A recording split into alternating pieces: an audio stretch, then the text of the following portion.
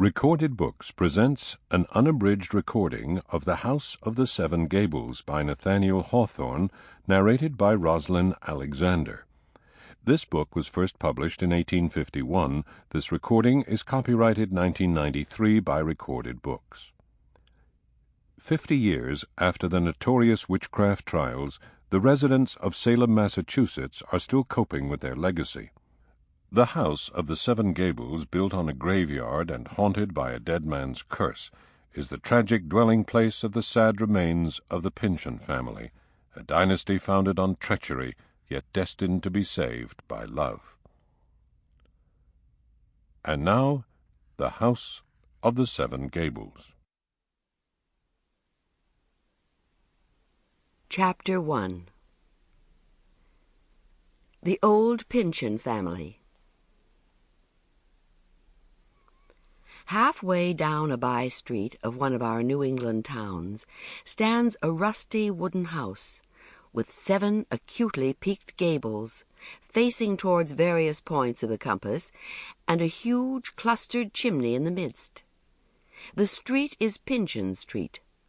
The house is the old Pyncheon house, and an elm tree of wide circumference, rooted before the door, is familiar to every town-born child by the title of the Pyncheon Elm. On my occasional visits to the town aforesaid, I seldom failed to turn down Pyncheon Street, for the sake of passing through the shadow of these two antiquities, the great elm tree and the weather-beaten edifice. The aspect of the venerable mansion has always affected me like a human countenance, bearing the traces not merely of outward storm and sunshine, but expressive also of the long lapse of mortal life, and accompanying vicissitudes that have passed within. Were these to be worthily recounted, they would form a narrative of no small interest and instruction, and possessing, moreover, a certain remarkable unity, which might almost seem the result of artistic arrangement.